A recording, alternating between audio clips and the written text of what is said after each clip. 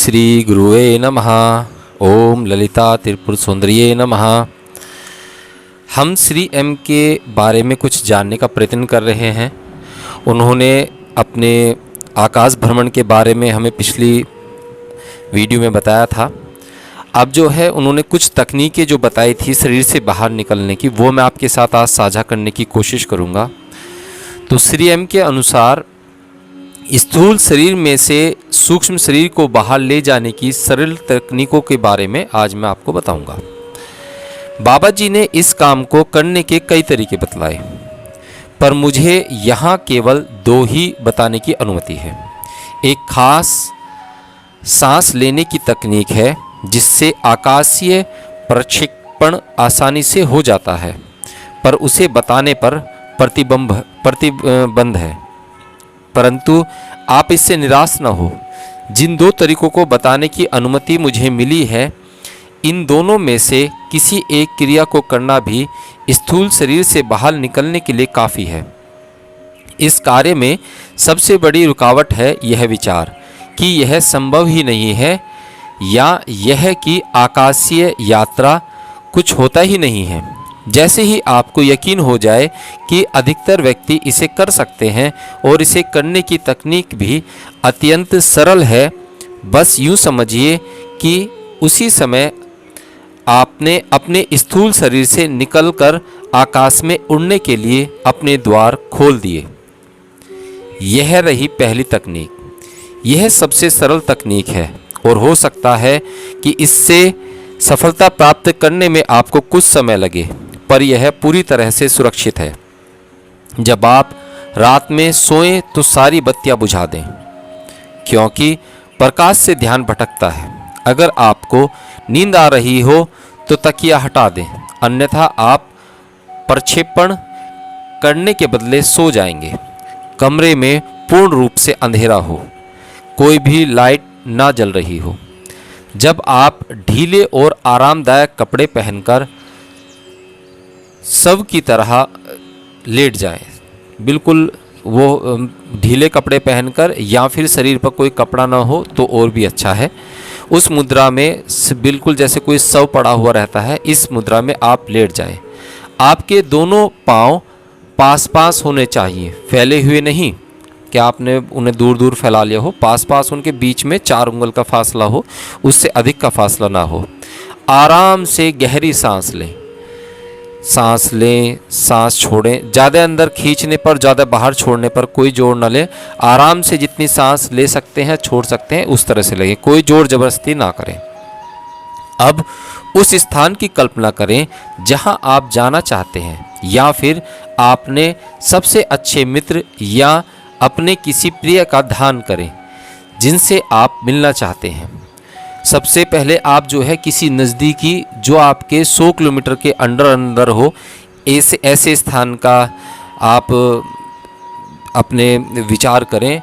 ये ना सोचें कि मैं सीधे जो है हिमालय पर्वत पर चला जाऊं या कैलाश पर चला जाऊं, तो ऐसा नहीं सोचना है। पहले आपको कोई नज़दीकी दूरी चुननी है। कोई मित्र का घर हो गया, या फिर जैसे 30-35 किलोमीटर या 50 या 100 किलोमीटर तक की अधिकतम आप शुरुआत में चुन सकते हैं। छोटा लक्ष्य रखें शुरू में। आंखें बंद करके महसूस करें कि आप सचमुच अपने कमरे के दरवाजे को पार कर रहे हैं और फिर मुख्य द्वार को पार कर आप बाहर निकल रहे हैं, जैसा कि आप आमतौर पर करते होंगे। अब आप उस रास्ते पर चलते जाएं जो आपके मित्र के घर को जाता है, या साइकिल उठाएं या बाइक उठाएं और उसे चलाते हुए वहां से चल दें। शुरुआत में केवल नज़दीकी जगहों की ही कल्पना करें जहां आप पैदल जा सकते हैं। जैसे आपका कोई मन पसंदीदा पार्क हो गया, दौड़ने का स्थान हो गया, या आपका कोई मॉल हो गया, या कोई शॉप हो गई, इस तरह से। जब आप अपनी कल्पना में वहां पहुंच जाएं तो चुपचाप एक बेंच पर बैठ जाएं या घास पर लेट जाएं और ध्यान से उस जगह की एक एक चीज़ को देखें। अगर कोई बड़ा सा कुत्ता वहां आ जाए तो उत्तेजित ना हो, क्योंकि वह कुत्ता आपको नहीं देख सकता। एक दिन आप सचमुच अपने सूक्ष्म शरीर में वहां होंगे और सब कुछ देख सुन रहे होंगे। वापस अपने स्थूल शरीर में जाने के लिए आपको सिर्फ वापस जाने के बारे में सोचना है या फिर पार्क में आराम से लेटकर सो जाना है। जब आप जागेंगे तो आप अपने स्थूल शरीर में ही होंगे। यह सोचने की ज़रूरत नहीं है कि वापस न आ पाए तो क्या होगा, क्योंकि आप बहुत देर तक अपने स्थूल शरीर से दूर रह नहीं सकते। हो सकता है कि आप एक झटके से वापस आ जाएं और सिर में दर्द के साथ उठें। यहाँ पर मैं एक छोटी सी घटना ओशो के बारे में सुनाना चाहता हूँ। उन्होंने एक बार अपने किसी पुस्तक में कहीं पे लिखा था, जो कि काफ़ी रोचक कथा है, वो मैं आपको सुनाता हूँ। ओशो जो है ध्यान की अलग अलग विधियों पर काम करते थे, ये सभी आपको जानता है। भगवान शिव ने 112 विधियाँ दी हैं, ओशो ने उनमें कुछ सुधार किए हैं क्योंकि समय के अनुसार उन्हें बदला और तोड़ा है, इस तरह से करके।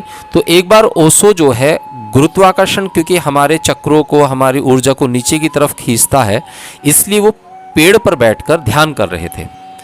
वो अक्सर जो है नए नए तरीके ढूंढते थे, तो वो पेड़ पर बैठकर, ताकि गुरुत्वाकर्षण का मेरे शरीर पर कोई फर्क ना हो ये देखने के लिए पेड़ पर बैठकर ध्यान कर रहे थे। तो उनका शरीर उनसे बाहर निकल गया, सूक्ष्म शरीर के माध्यम से बाहर निकल गया, और नाभि के पास से, उन्होंने लिखा है कि नाभि के पास से एक चमकती हुई जो धागा टाइप है वो उनके सूक्ष्म शरीर और शरीर के माध्यम को जोड़े हुए है, और वो अपने शरीर में जाने का बहुत ही प्रयत्न कर रहे हैं, पर वो उसमें जा नहीं पा रहे, और ऐसा अक्सर होता है। तो इसमें उन्होंने लिखा कि तब मेरी समझ में आया कि तांत्रिक लोग अपने साथ स्त्रियों को क्यों रखते हैं, क्योंकि अगर पुरुष का शरीर अपने शरीर से बाहर निकल जाए तो उसे सिर्फ स्त्री ही ला सकती है। तो उन्होंने लिखा है कि मैंने सुबह तक अपने शरीर में वापस आने की बहुत कोशिश की, परंतु मैं नहीं आ पाया। तो वहाँ से सुबह के समय कुछ जो दूध दूहकर जो कुछ स्त्रियाँ थीं वो वहाँ से जा रही थीं, तो उन्होंने देखा कि मेरा शरीर नीचे पड़ा हुआ है पेड़ के, और उन्होंने जैसे ही मेरे मस्तक को छुआ तो तुरंत मेरा जो सूक्ष्म शरीर था वो मेरे शरीर में वापस आ गया। तो उन्होंने ये लिखा उसमें जो है कि जो तांत्रिक हैं वो अपने साथ स्त्रियों को इसीलिए रखते हैं कि अगर उनका शरीर बाहर निकल जाए, सूक्ष्म शरीर बाहर निकल जाए और वो किसी भी स्थिति में वापस नहीं आ रहा है, तो स्त्रियों को वो अपने कह के जाते थे कि 2 घंटे बाद या 3 घंटे बाद अगर मैं ना जागूं तो तुम मेरे मस्तक पर हाथ रख देना। जैसे ही स्त्री हाथ लगाती है तो पुरुष को अगर स्त्री हाथ लगाए और स्त्री को अगर पुरुष हाथ लगाए तो उसका सूक्ष्म शरीर तुरंत वापस आ जाता है। तो चलिए आगे प्रारंभ करते हैं। कृपया याद रखें, आप अपने सूक्ष्म शरीर में सब कुछ महसूस कर सकते हैं, सुन सकते हैं, सूंघ सकते हैं, पर कुछ भी छू नहीं सकते, चख नहीं सकते, कुछ लेकर नहीं जा सकते, क्योंकि आपके हाथ उस वस्तु के आर पार चले जाएंगे। और तो और आप लोगों को देख सकते हैं, परंतु साधारणतः लोग आपको नहीं देख सकते। ऐसी अवस्था में केवल उन्नत योगी या दिव्य दृष्टा ही आपको देख सकते हैं, जिनके पास दिव्य दृष्टि हो और वो भी उसमें बहुत पारंगत हो। आपका सूक्ष्म शरीर ठोस दीवारों को पार कर सकता है, दीवार के आर पार जा सकता है, आप ऊपर से नीचे जा सकते हैं, बहुमंजिला इमारत से नीचे की तरफ जा सकते हैं, नीचे से ऊपर की तरफ जा सकते हैं, और आप कहीं भी घुस सकते हैं। पहली आप सोफ़े में घुस सकते हैं, दीवार में घुस सकते हैं, बेड में घुस सकते हैं, अलमारी में घुस सकते हैं, किसी के कमरे में घुस सकते हैं। पहली बार अपने सूक्ष्म शरीर से बाहर होने का अनुभव इतना सुंदर होता है जैसे आप एक बादल की तरह आसमान में तैर रहे हों, बहुत ही हल्कापन महसूस होता है। उस अनुभव के बाद स्थूल शरीर में वापस आना भयानक लगता है। ऐसा लगता है जैसे आप किसी भारी से खोल में घुस गए हों और आपको उसे ढोना ही पड़ेगा। दोनों एहसासों की आदत पड़ने में समय लगता है। सबसे महत्वपूर्ण है कि स्थूल शरीर में वापस आते ही सूक्ष्म शरीर के अपने सभी अनुभवों को फौरन लिख लिया जाए। इन सभी अनुभवों को दिमाग बहुत जल्दी भूल जाएगा, इसलिए जब स्मृतियाँ ताज़ा हों तभी इन्हें लिख लेना चाहिए। अगर आप प्रक्षेपण यानी कि यात्रा के दौरान सो जाएं तो जागने पर आपको धुंधली सी याद ही रहेगी।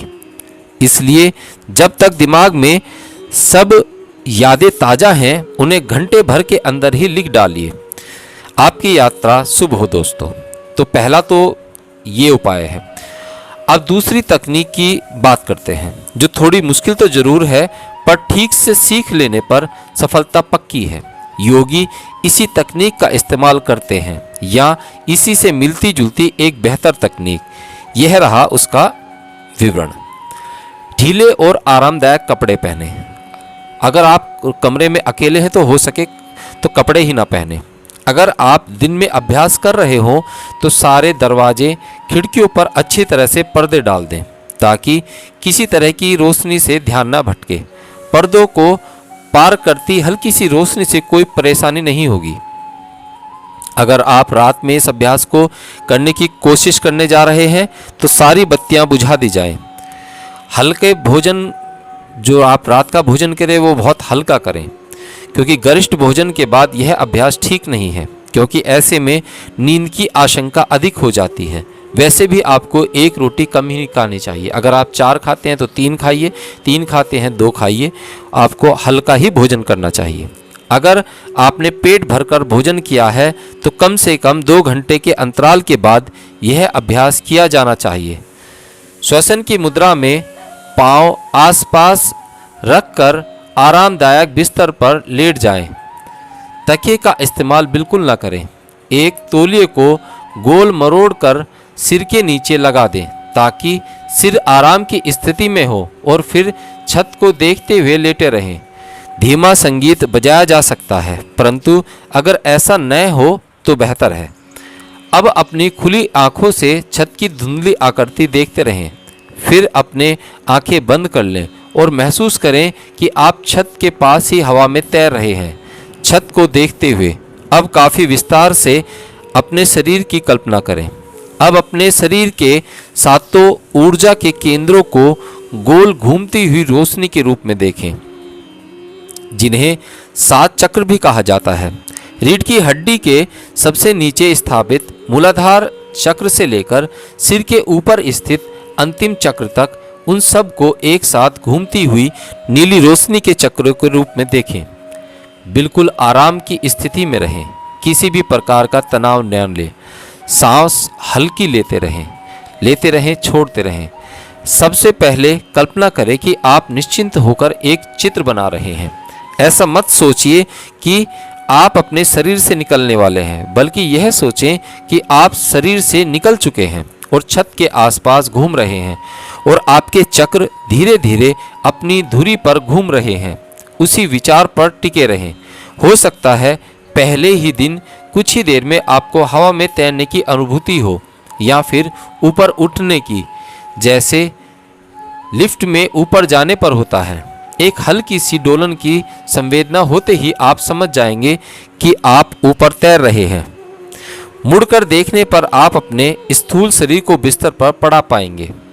यह समझने में कुछ क्षण का समय लगेगा कि आप अपने ही स्थूल शरीर देख रहे हैं। यह अनुभव आईने में स्वयं को देखने के अनुभव से बहुत ही अलग होता है। अब आप तैयार हैं अपनी आकाशीय यात्रा पर निकलने के लिए। शुरुआत में आसपास ही जाइएगा, पर जैसे जैसे अनुभव होता जाए आप दूरी बढ़ा सकते हैं। और अगर आप सचमुच किसी स्थानीय व्यक्ति के पास जाना चाहते हैं और उसकी पूरी कल्पना कर सकते हैं तो आप विचार जितनी तेजी से वहां पहुंच सकते हैं। तो अब अपनी स्वतंत्रता का आनंद उठाएं और उड़ जाएं। याद रखिएगा कि वापस न आ पाने का डर अपने दिमाग से बिल्कुल निकाल दें।